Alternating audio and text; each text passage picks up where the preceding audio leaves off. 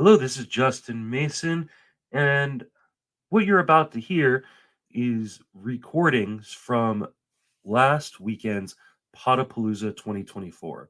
This was a live stream event hosted over 2 days, 20 hours in total.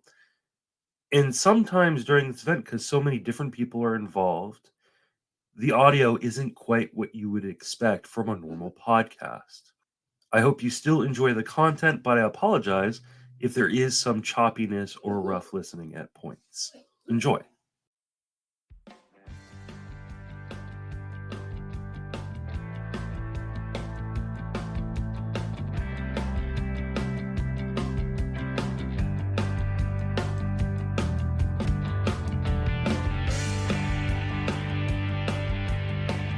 I need to move on to the next panel. But before we do that, just want to remind everybody what we're doing here today, which is raising money for Fantasy Cares. DonorBox.org/TGFBI gets you entered into raffles to win a bunch of amazing prizes like signed jerseys and unsigned jerseys and bobbleheads and RotoWear t-shirts and things like that, entries into NFBC contests and subscriptions to amazing sites around the industry. Every dollar you donate gets you entered into that raffle. We are currently at over $2,500 for the weekend. Really, really appreciate everybody donating. If you add that into what we have raised so far through TGFBI participants' donations and satellite participant donations, we're at over $8,700 for the draft season. Really, really appreciate it. It's going to buy a lot of gifts through Fantasy Cares for Toys for Tots this December. So really, really appreciate everybody doing that. Let's bring in our next panel. Hosting, good buddy of mine, one of my favorite people in the industry, Frank Stampfl. How you doing? I'm doing great, Justin. Thank you so much for having us. Obviously, a great cause that you do every single year here with Podapallooza. Getting hyped for TGFBI, obviously starting tomorrow as well. Thank you for having me. Excited to be here, buddy. Remind everybody where you can be reached on social media. Plug all your work. Yeah, so you can find me on Twitter, X. I have no idea what we're doing anymore with it, but at Roto_Frank. You can listen to me on the Fantasy Baseball Today podcast. We're obviously ramping things up 5 times per week right now as we get into March, 6 podcasts per week. We also have a 5-minute podcast, Fantasy Baseball Today in 5. That's where you can find all my work. All right, let's bring in Mike. How you doing, Mike? Cannot hear you. Check to see if you're. I'll bring you back in a second. I'll bring someone else who's not muted. B-Don, my buddy. Hey, what's up? How's it going, Justin? How you doing? Good. Remind everybody where you can reach on social media and plug all your work. I'm on Twitter at RazBdon, the Razzball Fantasy Baseball Podcast. You can find it wherever you get your podcast. We're on youtube.com/RazzballFantasy. And occasionally I write or post out my rankings, which I hate doing. So, I'm also working on projections. I heard you were struggling through your pitchers, finishing up your pitchers, and I can relate to that because I'm pretty much in the same spot. Yeah, it's a fun but brutal process. Definitely. Joining us as well is Marty Tallman. Hey. How you doing, my friend? Justin, I'm doing great. As always, thank you for setting this up. It's one of my favorite times of the year here. I'm like 15 drafts deep. I don't know what's going on, but yeah, you can find me at Triple Play Fantasy. We're doing the Fantasy Baseball podcast every week, and find me on Twitter at Marty_Tallman. All right. And Mike hopefully will be back, but I think he just went to go reset his computer. So I will let you guys kind of take control, and then Mike can introduce himself when he gets on. Marty, don't let me forget, I owe you a bet payoff because we had a bet on Xander Bogaerts versus someone else last year. So don't let me forget that I have to pay that off. Yeah. I was wrong. Xander Bogaerts was good last year, and I against all odds. I do not welch out on my bets. And so I owe you a bet payoff. Let's talk later. Perfect. Here we are, guys. Happy to be here. Again, thanks again to Justin Mason for setting this up. Podapallooza, please go donate if you haven't already. If you have the means to do so, donorbox.org/TGFBI. It's a pleasure to be here with you guys, too. Met Marty out at First Pitch Arizona a couple years ago. Awesome dude. Beat on. We've done like a million mock drafts together on CBS, and I've never had the pleasure of meeting or talking to you. So obviously that is a pleasure as well. Today on this panel, we're here for the next hour or so talking sleeper hitters. So what we're going to do is a sleeper in each of the offensive roto categories, and then we'll move on to a sleeper in each at each position as well. We can just start things off here with home runs and Beat on. We'll start with you, man. A sleeper for home runs this year. All right. Yeah, I'm going to go with a guy, and I'll start this off with I hate the term sleeper because I don't really know where the line is anymore on what a sleeper is and what's not. So the sleeper I'm going to go with on the home run side is actually somebody I feel like everybody in our game knows, but the ADP seems just absolutely ridiculous to me. He's going around 200, and that is Rhys Hoskins. He's always been a high 20, low home 30s home run guy, and he's back from injury. It wasn't an injury that has typically hurt players in regards to their power. He's still in a very favorable park, if not even a better park than where he was before. This just seems like an ADP win versus maybe somebody that we don't know about. And I'll save some of those guys maybe for when we get down to the positional area. Yeah, so Hoskins signed with the Brewers this offseason. The ADP, according to Fantasy Pros, is 185.6. I think it's just that he's been out of sight, out of mind for so long. He tore his ACL last year in spring training, but all indications are he's good to go, full strength, and we know when he's healthy, he's going to pop close to 30, if not 30-plus home runs. That is Rhys Hoskins. Marty, let's slide over to you, a sleeper in the home run category. Okay, so I have not started any of my 12-team drafts, so my sleepers are around 300 ADP or more. So starting with Eugenio Suarez, third baseman for the now Arizona Diamondbacks. He should be batting fifth or sixth in the lineup. So he's probably looking, if he stays healthy, 600 plate appearances. He's still barreling the ball 13.2% of the time. And yes, the strikeouts are a problem. He strikes out 30% of the time, but he walks enough. So if he's having trouble with his contact, he'll at least still be able to stay on base. And he plays good enough third base that he's going to be there because of his glove. And he's only 32. It feels like he's 36. But he's still only 32 years old. So this is a big caveat in all of you'll see this as we go down.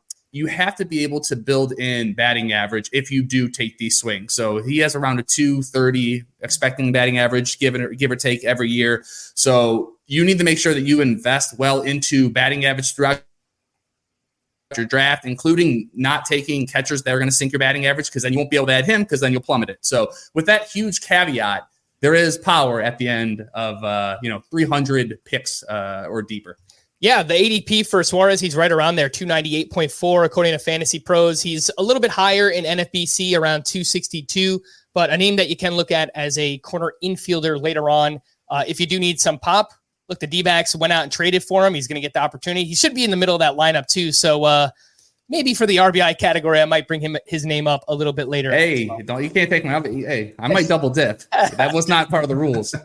So I'll give you a few names here for home runs. Yeah, I went a little bit deeper here as well. And again, the term sleeper, as you mentioned, Beat-on, it's it could be undervalued. It could be, just later on in drafts. But two names that I think have massive power, and they really just need the opportunity. It looks like right now that they will both have it. Nelson Velasquez with the Kansas City Royals and Matt Wallner with the Minnesota Twins. If you look at just the quality of contact, the metrics that we often look at, average exit velocity, max exit velocity, barrel rate, both of these guys stand out in all of those categories. They just need to play. Specifically with Velasquez, looks like he's kind of penciled in as their DH for now. Actually, he won the Arizona Fall League MVP a couple of years ago, so nice to see him getting an opportunity here. Matched 17 homers in 53 games last year. That was between the Cubs and the Royals. I think he'll get a shot. Matt Wallner, probably not going to play against left-handed pitching. That's probably a good thing. He's really bad against lefties. He has been in his minor league career as well. Again, he's a name that just stands out in terms of all the power metrics, and I do think the Twins will give him an opportunity at least to get against right-handed pitching quite consistently. Again, the names there, Matt Wallner and Nelson Velasquez, both going outside the top 300 as of now. Let's move over to the runs category. Beat-on, your backup, a sleeper who can help you out in runs. Yeah, and I know Justin's big on this guy, and it's TJ Friedel. He's projected to hit at the top of the Reds order, which I absolutely love the Reds this year. I think they're one of those teams that's just going to put up just a ton of runs. It's the right park. They're just a base of young talent to just take off there. So love TJ Friedel. And for whatever reason, he drops in drafts. He's after pick 150 for whatever reason. I don't really understand it because he put up numbers last year. There's nothing really changed. And if anything, he missed some time due to hamstring and oblique issues. So you add a little bit more time in there, the numbers just continue to add up, and the offense is just going to continue to get better. Last year on the Razzball player rater, he was inside the top 85. So you can get him after 150, almost double what his player rater value was. I love some TJ Friedel, and it's one of the rare power speed combo guys that lasts past the first few rounds. Yeah, TJ Friedel, he's going pretty late in drafts, just outside the top 150, 153.8. But you mentioned how high he finished on the Razzball player rater last year. I've been a little bit more skeptical. He hits a lot of infield pop-ups, and the quality of contact and stuff is questionable for him. But for where he's going, you're not drafting him based on what he did last year. You're still getting him at a huge discount. So I acknowledge that there's a very real possibility that I am just completely wrong about Friedel this year. And he does provide quite a bit of runs hitting at the top of that Reds lineup. Marty, let's go to you. A sleeper in the runs category. Going to go deep here. Nolan Schanuel, first base, Los Angeles Angels of Anaheim, or whatever they're called.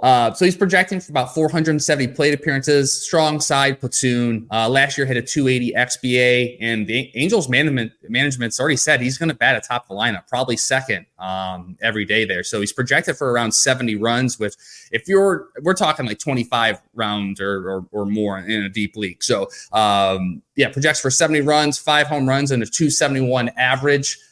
He's not a very sexy pick, but I'm doing the exercise, he should be able to get you runs in theory. Yeah, no, I hear you on that. Everything is there for Nolan Schanuel, hopefully hitting at the top of that lineup. Obviously has a great eye at the plate as well. Kind of rushed to the majors last year. That's kind of been the Angels' MO the past couple of years. But it takes a step forward this year, gets on base, should be scoring lots of runs in that Angels lineup. Mike, I think we might be able to hear you. I don't see you, but is he popping up? Mike, are you there? I'm not hearing anything. I do see you, not hearing you. Anything yet? Nope, not hearing anything. Nope. So, Mike, if you want to back out and then hop back in, hopefully we can figure that out for you here. Run scored, I'm going to go with Jung-Hoo Lee. The ADP is 225.8, and it's already kind of been announced, or I don't know, deduced that he's going to be the leadoff hitter here for the Giants. Signed a big contract this offseason, 6 years, $113 million. They needed to make a splash. They signed him, obviously went out and signed Jorge Soler eventually as well. But Jung-Hoo Lee, coming over from the KBO, hit 340 over there in his career with a 407 on base percentage. Not going to give you much in terms of power and speed, but I do think in terms of just that OBP, the eye at the plate, getting on base, and just kind of setting the table for that Giants lineup. Expecting lots of runs scored for Jung-Hoo Lee this season. RBI. This one's kind of tough because it's kind of based on where you're batting in the lineup. And we have projected lineups at this point in the year. We have an idea, but things just change so much with lineups throughout the course of the season. Beat-On, we'll start with you again. Sleeper in RBI. Yeah, so I think I'm going to double tap on the Tigers here. I know it's not really an offense that we would think of as a place to go for counting stats, but that's kind of the reason that some of these guys drop an ADP. First up is Kerry Carpenter. Last year in 118 games, 20 home runs, 6 stolen bases, hit 278. He had a right shoulder strain in May. After his return, he had 98 games where he hit 289, 16 home runs, 6 stolen bases, hit 289. So, he's expected, at least projected wise, and you go look at the lineups, as you mentioned, nothing's really set. Some managers change them, some managers don't, but he's expected to hit cleanup, and he'll be in the middle of that lineup for the Tigers, and he's going after 200 on the board. And then Colt Keith, the young third baseman there in Detroit, he's supposed to be coming up pretty much right out of the gate.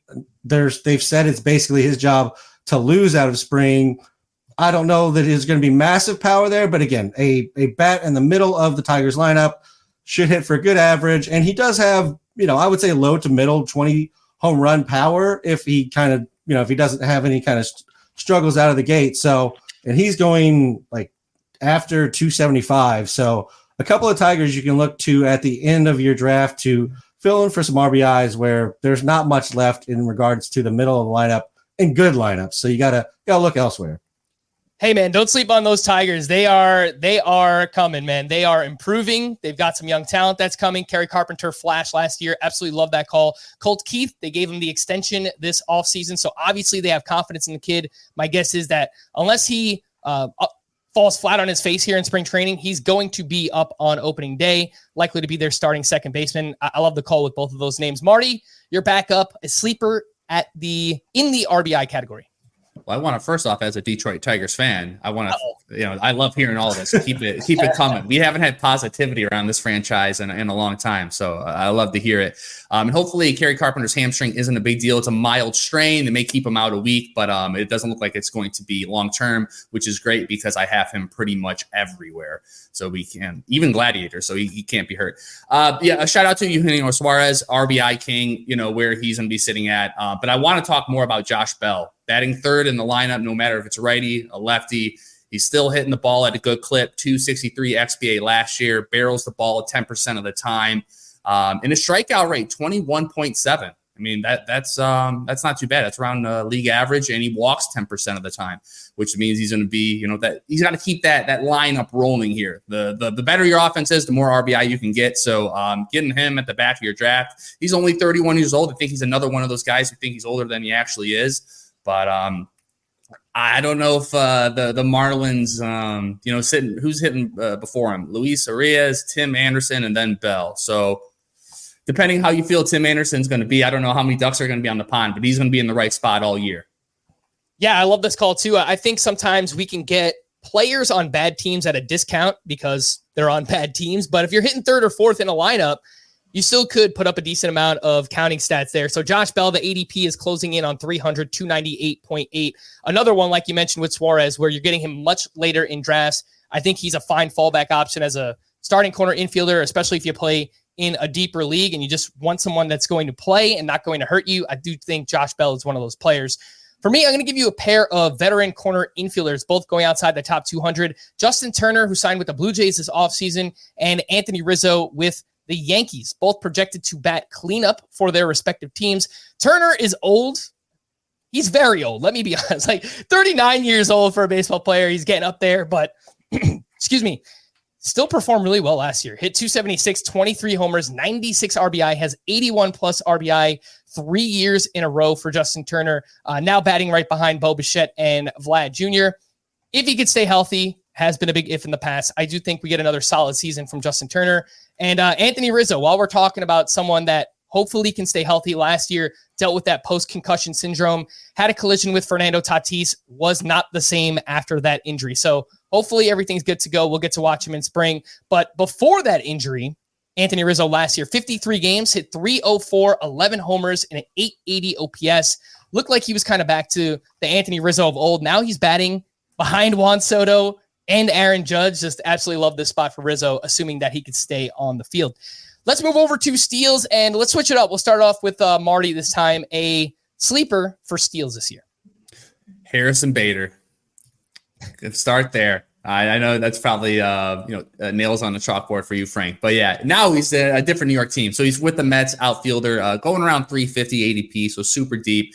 The Mets, they announced that they're looking for him to play every day as their center fielder now. Every day for Harrison Bader, who knows what that means. But the Bat X projects him for 22 stolen bases. And for me, the most valuable part, and especially where you're getting him, he does not destroy your batting average. He should accumulate double-digit home runs, should be somewhat positive and contributing runs as well. So as we get down more and more into to ADP, like you may get a guy get you 20 stolen bases, but he's absolutely going to destroy you everywhere else. And it's hard to actually gauge that. Harrison Bader, I don't have to worry about that. If he's playing, he should be able to hit for a strong average, double-digit home runs, 20 stolen base upside. I don't know where he's going to be playing in the lineup. I would assume probably towards the end, but we'll see how if he stays healthy throughout spring. But man, he's basically free, even in a deep league.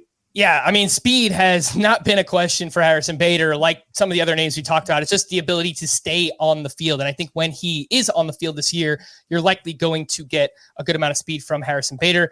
Beat on, let's move over to you, a sleeper for steals this year. I'm going with Michael Garcia. Last year in 123 games, he stole 23 bases.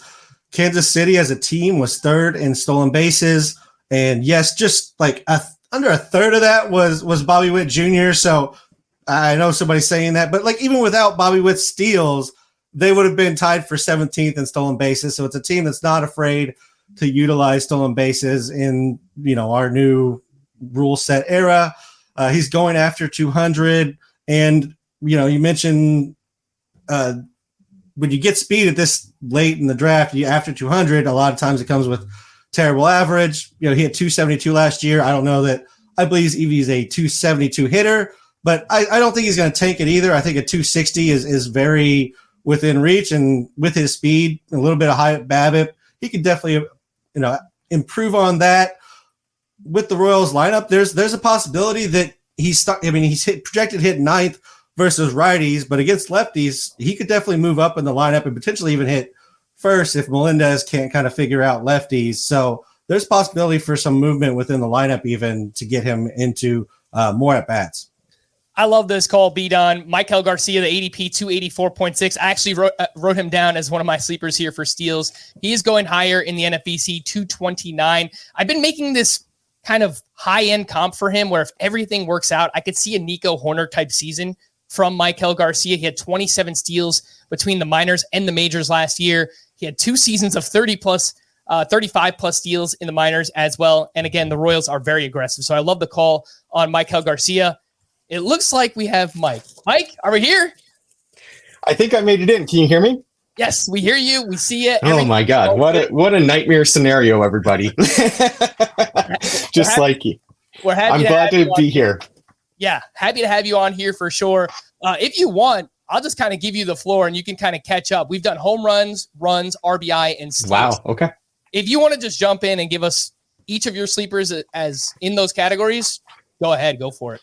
All right. Well, yeah, I'll introduce myself as well first. So I am Mike Couillard from Razzball.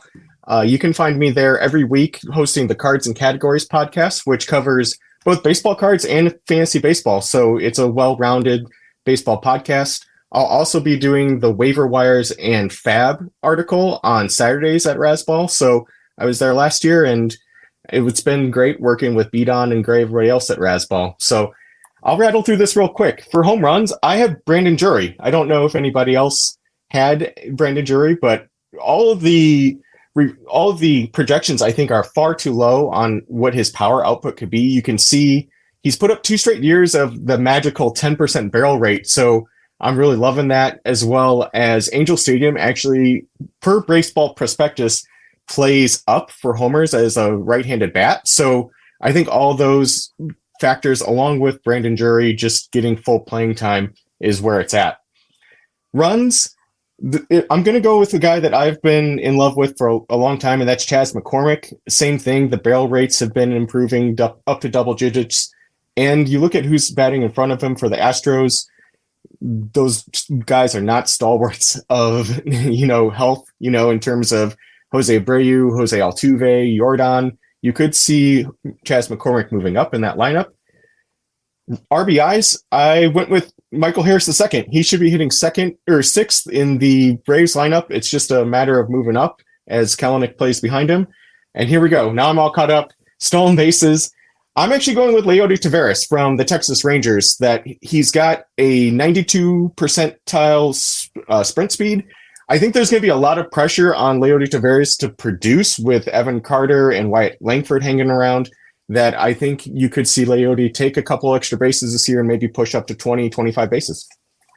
I absolutely love that call. I've done a few draft champions leagues where I wind up with Leody Taveras as my outfielder 4, outfield 5. Again, that's a deeper 15-team league, and to get him that late, he's a great defender, so I think they're going to value that defense in center field. And I think he's a guy that could go like 15-15 if everything works out, I mean, could potentially provide 20 plus steals. Again, that is Leody Taveras. I mentioned Michael Garcia. I did want to give a shout out to another name I had written down here for steals was Starling Marte, whose ADP is outside of the top 200.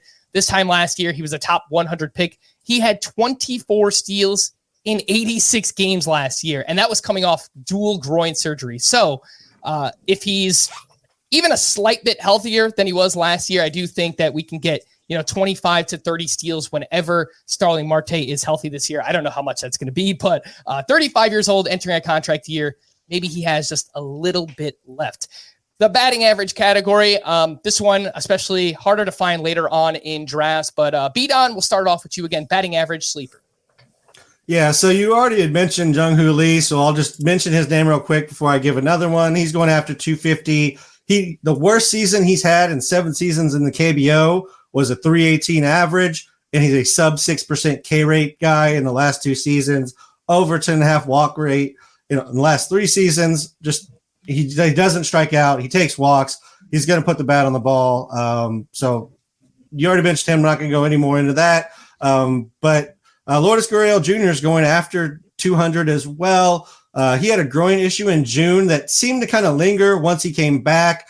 So I know we can't just pull months out, but for injury's sake, you remove June, July. His worst average month was 273. So if you're just looking at last year, you see the 260 that may look bad, but if you break it down and really look at what happened, I believe he's like a base, 275 hitter. So I think that's where you can get. And then we've seen him have better seasons where the average ticks up. So I think Lourdes Gurriel just every year goes underdrafted because he's burned a couple people, and it's not the sexiest line, but it's always useful in some way.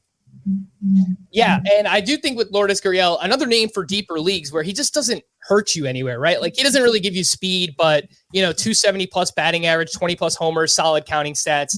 I think Lourdes Gurriel is definitely a fine call there for batting average. Marty, your backup, an average sleeper. An average sleeper. That sounds weird. Batting average sleeper. Again, real quick on Nolan Schanuel, first base, Los Angeles Angels, 83% contact rate, 14.4 strikeout rate, and a 15.2 walk rate. So, I mean, all those 3 things combined, obviously he's not going to get you the home runs, but he's projected by the Bad X for 483 plate appearances with the 270 average. So with average is tricky because plate appearances will play a huge role in it, right? So if you have a guy who's batting 600 times, if he has a good average, that's really going to help you boost that. So he's going to be able to help you there. And really quick on Brendan Rodgers, I think he's going to hit around 260. Now, how much of a help that is going to depend on how deep your league is, but 77% contact rate. He barrels the ball 10% of the time. And he plays in Coors, best ballpark for hits and on base percentage just in general. So Brandon Rodgers for the Colorado Rockies and Nolan Schanuel for the Angels. All right, Mike, you're back up here, a sleeper for batting average. Yeah, Marty, a great call with Brendan Rodgers. That one of the core principles of my waiver wire column on the weekends is who's playing in Coors Field this week. And that's actually where I'm going to go with my pick. I'm never going to be able to quit Charlie Blackmon as long as he's getting batting plate appearances at the top of the lineup in Colorado. And this is a guy who hit almost 280 there last year, 279, even while he was banged up in only 96 games, 413 plate appearances.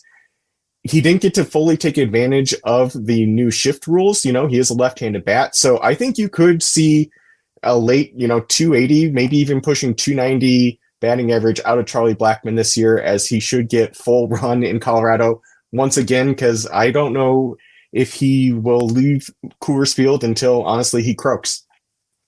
Yeah, no, I think it's a great call. Again, another one of these, I mean, people are probably tired of hearing it, but in deeper leagues, it just kind of keeps things moving, right? He's going to give you solid batting average, 10 to 15 home runs, solid counting stats whenever he plays. I think that's a fine call there. Brendan Donovan for me for batting average. The ADP outside of the top 300 on Fantasy Pros, a little bit higher in the NFBC. It's 282, but he is a career 283 hitter across 221 games last year. The expected batting average for Donovan was 283, so pretty much in line with his career. He makes a lot of contact, does not strike out, made a swing change last year as well. Started hitting for a little bit more power. So maybe he chips in 15 homers, 8 to 10 steals. I think this Cardinals lineup could actually bounce back and be pretty damn awesome this year too. They need guys to stay on the field. I like Lars Nootbaar as well. But if everyone stays healthy, I think Brendan Donovan, good batting average, could wind up scoring lots of runs as well. Dual position eligibility, second base and outfield. So here we are. Oh, look at that. It's pretty perfect timing, right? We're 30 minutes in and we've got everything done with the categories. So let's move over to a sleeper at each position. And we will start off with catcher and work our way down. And let's kind of reverse the order here. Mike, we'll start with you, a sleeper at catcher. Yeah, for me, it's Bo Naylor right now. That I think Bo Naylor, his production on the overall line last year gets a little muddled on what he did in the second half. His second half was absolutely astounding. You know, he put up I think it was 145 WRC plus in the second half, while cutting the strikeout rate from the first half of 32% to 20% in the second half. You also saw the walk rate increase from 8.9% in the first half to 14.4% in the second half. I think that Bo Naylor, just like his brother Josh, is a good pure hitter, and you saw those things really round into form in the second half. I think that the trajectory could keep going for Bo Naylor here in Cleveland.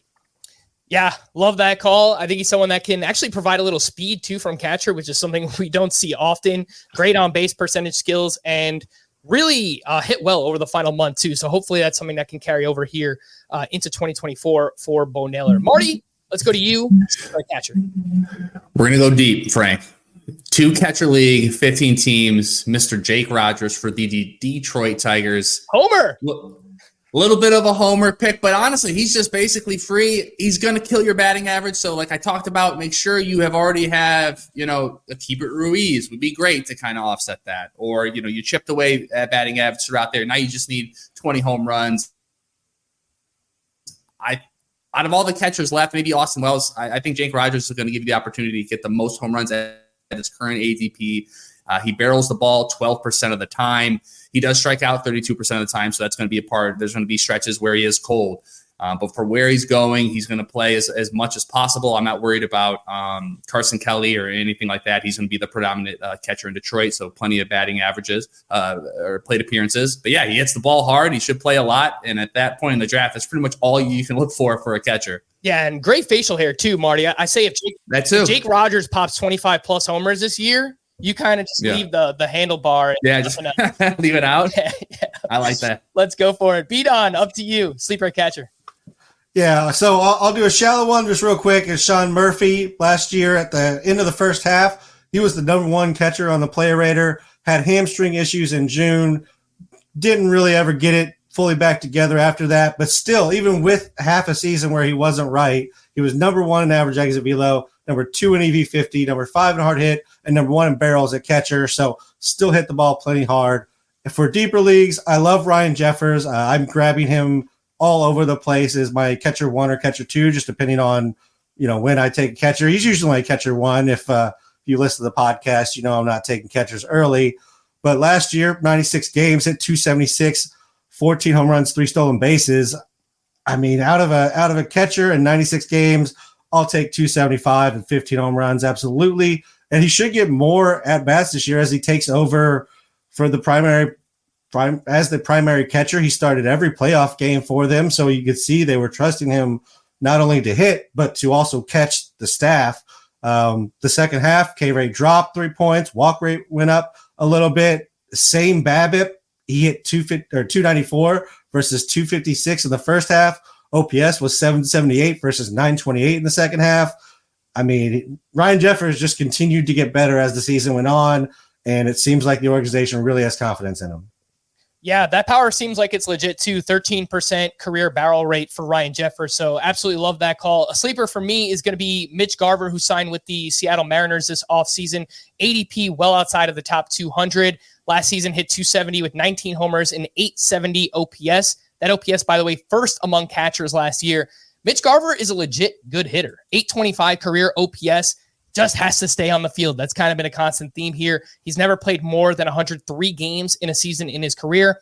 signed to mostly be the team's DH. Hopefully that helps Mitch Garver stay on the field. But if he does, I think we'll get a solid batting average and a really good power there from Mitch Garver.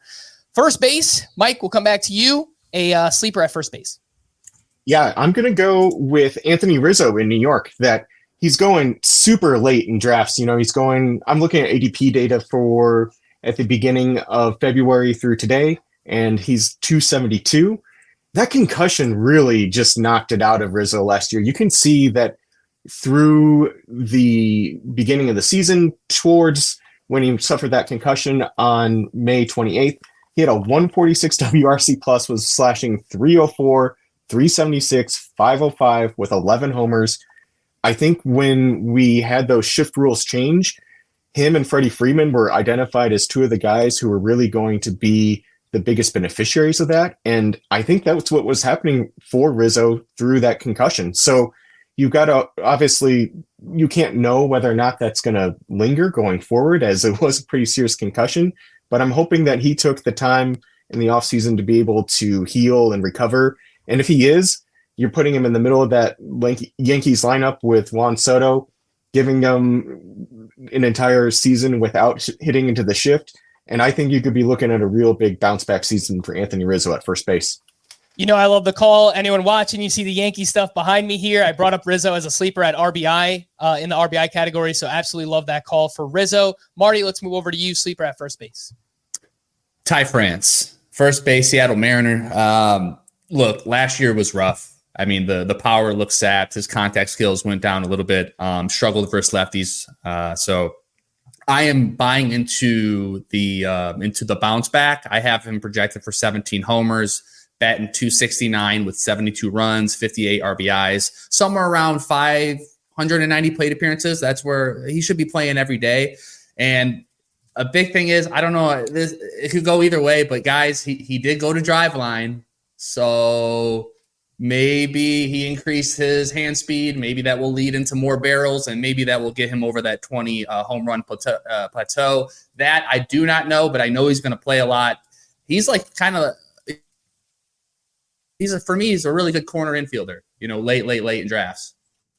Yeah, I think another one here in deeper leagues where, if nothing else, Ty France is going to play. I love the call out to Driveline. We know his teammate JP Crawford went there last offseason, and that obviously helped him tap into more power. Ty France actually had more power in the minors back in the day. So I do wonder if he can kind of tap back into that. We get 20-plus homers with a solid batting average there from Ty France. Beat on. You're back up. Sleeper at first base. You're muted. My bad. Somebody already mentioned Brandon Drury, so I'll go to my second one, which is Heimer Candelario. He should have just have qualified for first base in leagues, as I think he had 21 games at first. Went 22-8, 251 last year. I have no idea why the Reds acquired him. They didn't really need another bat, but they did. He's moving to a great park. He's coming off, a very solid season, and he should hit towards the top or middle of that lineup. And I think there's just a little bit of, just good value in grabbing Candelario, because it's not a flashy pick, but you're going to get RBIs, you're going to get average, doesn't hurt you, just enough home runs, and that could even go up in that park. So yeah, I like Candelario, and potentially could get some dual eligibility or more eligibility, even just depending on how that roster all shakes out. Yep, and that's actually the name I had written down as well. Beat on. Jeimer Candelario has first and third base eligibility. Completely agree. No idea why the Reds signed him, but they did, and they gave him money, so he's going to play. 3 years, $45 million this offseason. According to the Razzball Player Rater, Candelario finished as a top 150 player last year. His ADP is outside of the top 200, yet he signed to play in the best ballpark in all of baseball in Cincinnati. So don't really understand why he's going later than where he finished last year, but I'm all in here on Candelario as well. Second base, let's move into the middle infield. We'll reverse course again, and Beat on, we'll start with you, a sleeper at second base. All right, I'm going to go with Davis Schneider. Had 35 games in the majors last year, had 8 home runs, 276. He hit the ground running right out of the gate in the time that he was given. He had 87 games at AAA where he had 275, 21-9. He should get most of the at-bats. I think there's a non-zero chance they don't give him a role, but that seems that seems kind of ridiculous given, the way that team is moving. Why wouldn't you want Schneider to have the playing time and get him ingrained in that offense? Kevin Biggio, you know what he is. Santiago Espinal, why would any of these people play over him?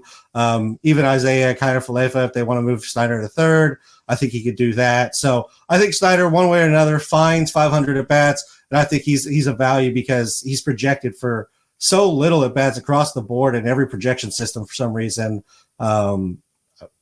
Maybe I'm the outlier and I'm the one who doesn't agree with that, but I just don't see him only playing half the games.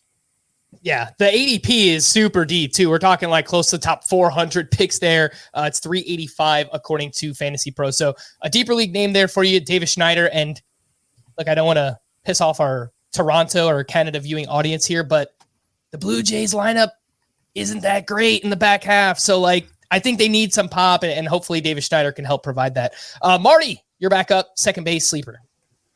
I already talked about Brendan Rodgers enough, but he's one of mine, I have to say, because I have him so many places during draft season, so I have to shout him out. But Jake Cronenworth, I'm going to go with him, around 350 ADP. He fractured his wrist last season, and last year was just an awful season for him, and I think that's why we're able to get him down for him to be so cheap, especially after signing that long-term contract. I know Padres fans are afraid of that, but first base and second base eligibility, he should be playing every day in the fifth spot. He hit fourth in their game versus the Dodgers, and he hit a home run, which was really good to see. That wrist, I'm not buying fully into that he's gonna hit 30 home runs or anything like that, but it's good to see after wrist surgery a guy hitting a home run, his first game back. So once Machado gets back, he'll probably settle in that fifth, sixth spot. And I have him projected for 15 home runs, 8 stolen bases, batting around 260, and that corner and middle eligibility is. At that part in the draft, it's a huge, it's excellent. I love it. And we spoke about sleepers at RBI earlier, and a lot of it comes down to lineup context. And if Cronenworth is batting, fifth in that lineup behind Bogarts and Machado, then there's a good chance here for 80 plus RBI if he could just stay healthy and not be completely terrible. So I think that's a good call out there with Jake Cronenworth. Mike, a sleeper at second base. Yeah, it's a little bit of cheating because he doesn't qualify there yet, but he will within the first week, and that is Vaughn Grissom from the Boston Red Sox. That all this dude has done in the minor leagues is hit. I mean, he hasn't had a batting average lower than 288 when he was in rookie ball in 2019. So I love him being a pure hitter, right-handed in Fenway. Should just really take advantage of the Green Monster, as well as Boston is actually, I think, on Baseball Savant, the second best hitting park, maybe behind Coors Field. It's up there with Cincinnati. So Boston, Cincinnati, Coors Field are places where I'm targeting bats, and Vaughn Grissom should be really solidified in that lineup. I think all of the projections are low on runs and RBI, and you should be looking at something like a 15 and 10 from him with a 280 to 290 batting average, possibly. That's really free money for where he's going in the draft. Completely agree. You and I are cheating together here, Mike, because yeah. I had Vaughn Grissom written down as well. He's shortstop to start the year, but will gain second base eligibility early on. All the dude has done is hit in the minors. Yeah. 320 career batting average, 884 OPS. And as you mentioned, going to Fenway, that's the third best park for right-handed hitters, according to StatCast, the past 3 years. So absolutely in on Vaughn Grissom. Let's move to shortstop, and Beat-On, you are back up. All right. There's any number of ways you can go at shortstop. There's so many fun people to take. I'm gonna go with a little nod to my podcast co-host Gray. I guess I'm the host. He's the guy everybody wants to hear, but he has him ranked very highly. I'm with him in regards to, I love O'Neal Cruz. 87 games in 2022. He had 17 home runs, 10 stolen bases. Yes, he only hit 233, but it was his first look at the majors. Fractures his ankle. If you owned him last year, you know how brutal that was. It's healed now. It's not an injury again that really affects careers, or at least we haven't seen it be a consistent career, injury. So I love someone O'Neal Cruz at ADP. he basically has the same kind of upside as Ellie De La Cruz, and this is kind of the argument Gray and I had. But you can get him later in the draft, which was basically my point. You know, you don't have to reach for him, so it's just a great value there. And then I'll let everybody else. Everybody else seems to be going a little deeper. I'm sure they got a couple of the guys that I had marked here as well. Yeah, and I like that call too. For anyone who's watching, you might say, Oneil Cruz, a sleeper. Everyone knows Oneil Cruz. Again, it's like sleeper, kind of synonymous with undervalued. That's how I look at it as well. So the truth is people might be sleeping on the potential of Oneil Cruz. And if he hits the way we think he can, 30-30 upside, he's going outside the top 80 picks right now. I think that's a great call for Oneil Cruz. Marty, you're up, a sleeper shortstop. Jeremy Pena for the Houston Astros. Last year, neck and hamstring injuries all throughout the beginning of the season. So the second half was pretty tough, I think, because of that, especially specifically looking at his power. So I'm buying into a bounce back. I think there's 20 home runs in that bat somewhere, especially over a full season. And his sprint speed's in the 96th percentile. To see only 13 stolen bases, I believe there's an opportunity for 15-20 if he is fully healthy. So that's what I'm betting on. And you can kind of get him. I didn't mark down his ADP, but it's pretty deep. Where's he at? Yeah, 217 right now going in draft, somewhere around 220. So, shortstop, I'm buying into a rebound here. I'm buying into a 15-20 homers, 15-20 steals. Not going to kill you a batting average, probably around 260-ish. And the Astros, they're going to produce runs.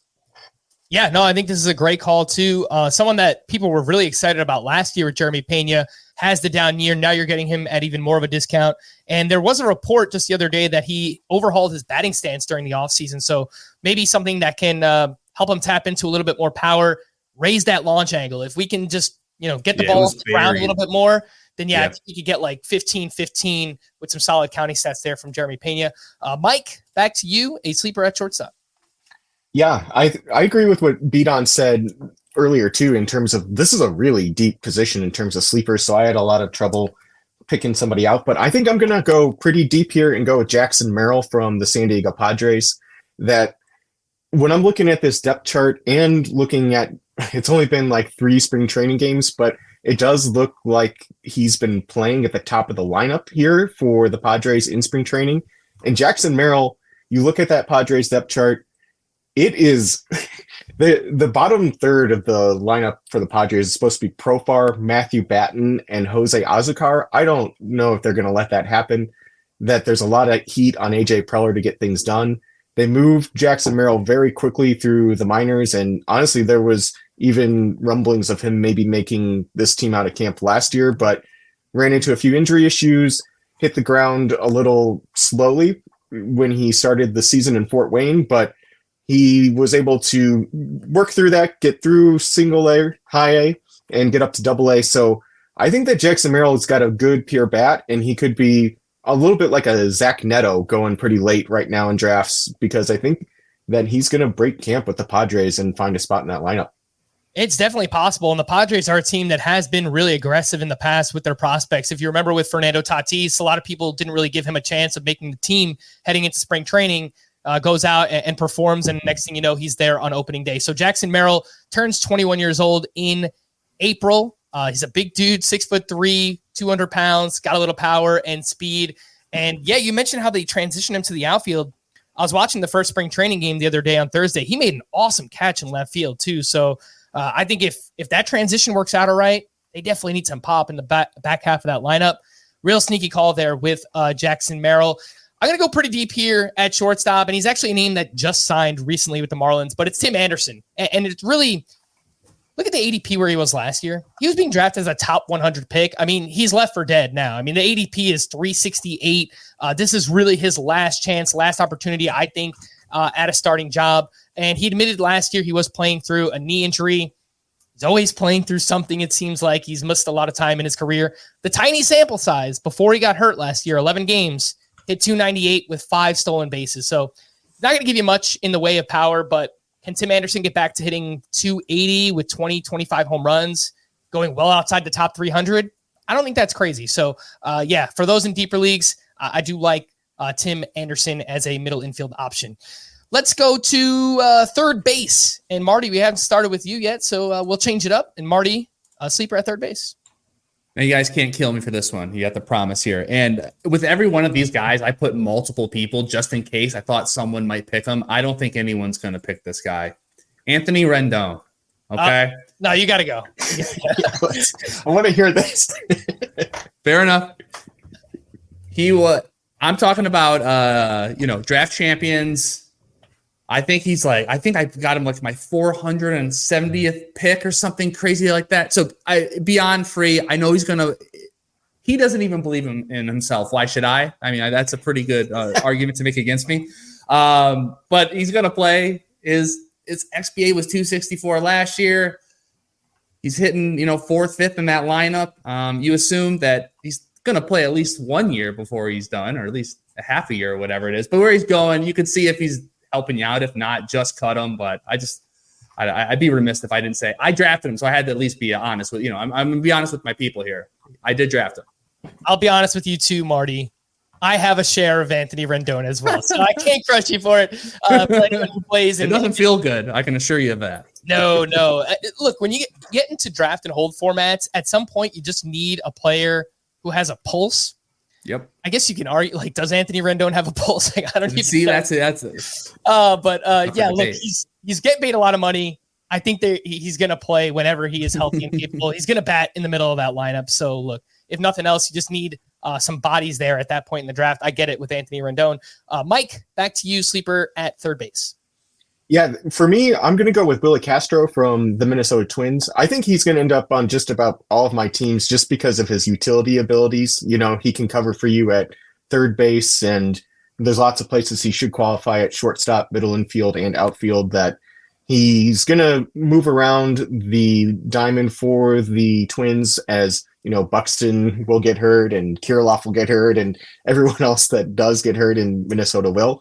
So Willie Castro put up 33 stolen bases last year in just 124 games. I think he can turn into a little bit of like a Rajai Davis for you from that perspective of just cheap stolen bases that you can plug in when you need them and just kind of let the entire season ride out with Willie Castro.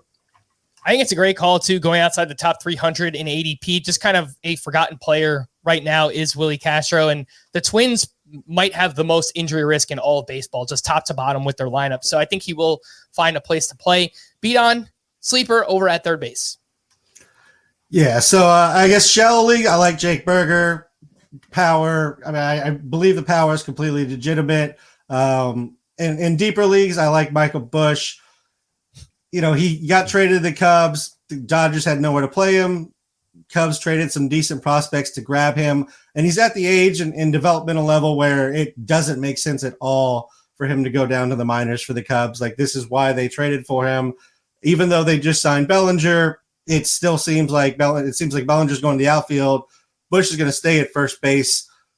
I love the trade. I think that, Michael Busch is I don't know that's going to be a sexy fantasy line. It's probably going to be like low 20s home runs, no speed, 250, but sitting in the middle of the Cubs lineup, playing every day, and, with upside because of his prospect pedigree. I like Michael Busch as a late first baseman or corner guy or bench guy if you're speculating late.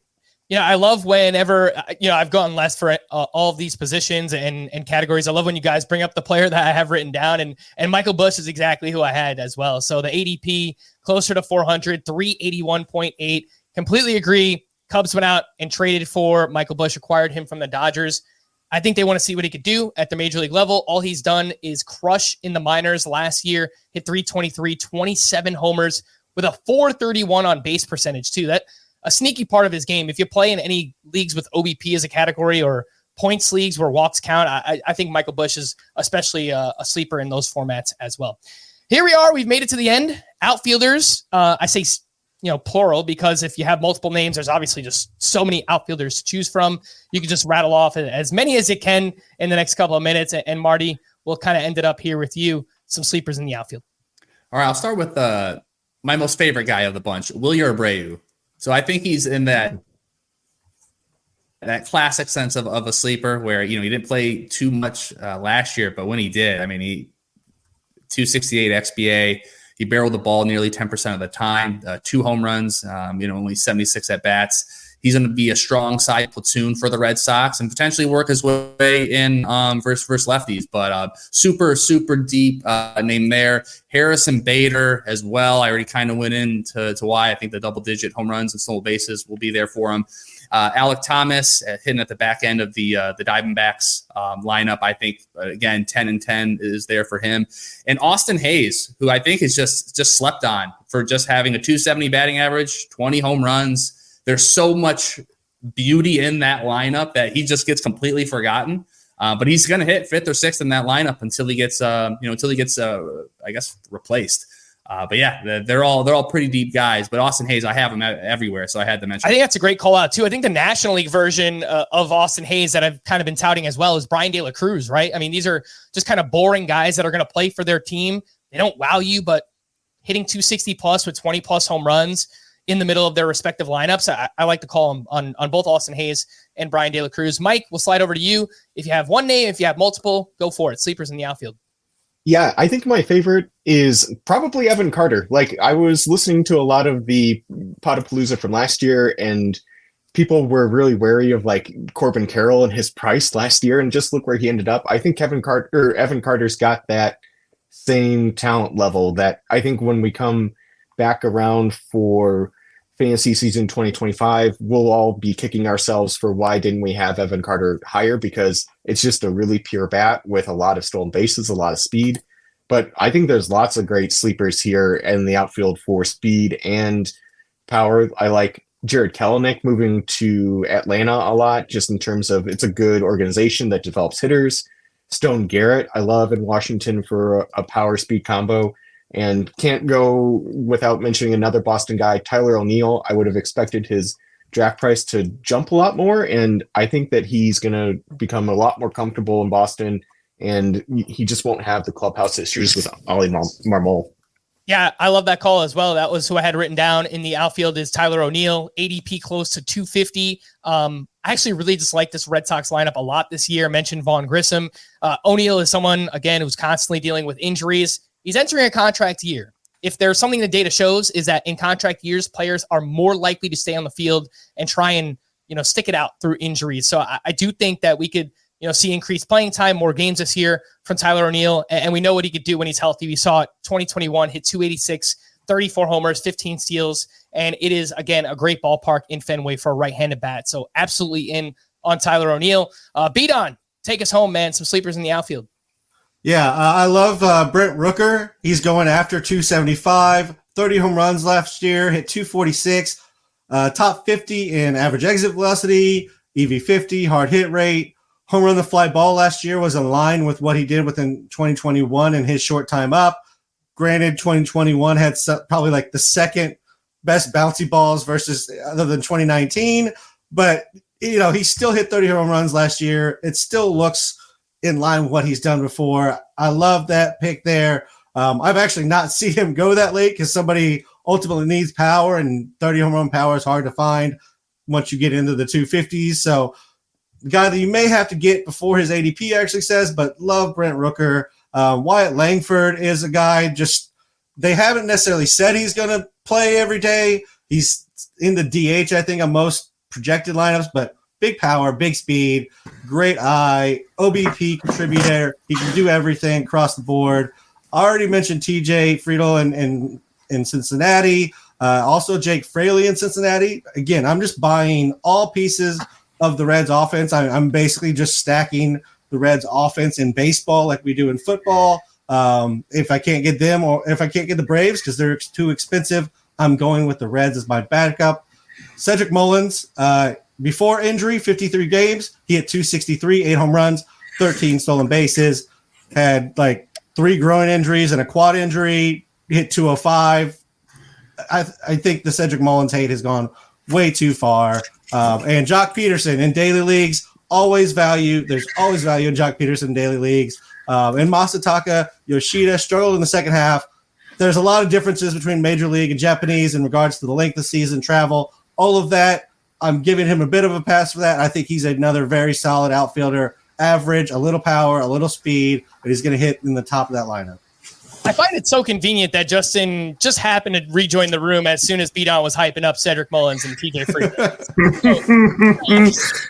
Yep. Unfortunately, we can't talk anymore about Cedric Mullins because we're a little over time, but want to give you guys an opportunity to promote yourselves real quick. Why don't you go ahead, B-Don, tell us where people can find you and what you do in the industry. On Twitter at RazBdon. I'm on the Razzball Fantasy Baseball Podcast and the Razzball Fantasy Football Podcast.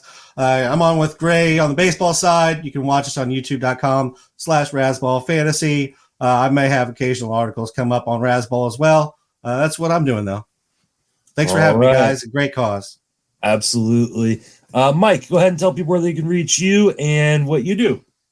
Yeah, thanks again, Justin, for having me on. And you can reach me on Twitter/X and Blue Sky at mcool7. And then I'm also on Razzball with B-Don. So I have a weekly podcast there called Cards and Categories that covers baseball cards and fantasy baseball. And then I will also be doing the waiver wire /fab article that runs on Saturdays there this season. All right. Marty, tell us all about yourself. No problem. Find me at Twitter, Marty_Tallman, Triple Play Fantasy Baseball Podcast. We go every week on Wednesdays. Frank, you're an amazing host. Justin, thank you for doing this, and I can't wait to talk about how good Xander Bogaerts is. Yeah, we will. We'll get together, brother. Frank, finish us out. Yeah, you can follow me on Twitter at Roto_Frank. You can listen to me on the Fantasy Baseball Today or Fantasy Baseball Today in 5 podcast. Justin, thanks again so much for having us here. Great cause. Anyone who's watching, please donate if you can. And we really do appreciate you giving us this opportunity and look forward to seeing you, buddy. I mean, First Pitch Florida, Tout Wars coming up. I don't know if you're going to be at everything, but I hope you are. I'm going to try. I mean, I'll be in Florida. I'll be in New York. I don't know if I'm going to come into every single thing that happens during those weekends, but I will definitely be hanging out with you, brother. It's always a pleasure to see you. So I'm going to boot you guys out unceremoniously so I can bring in the next crew.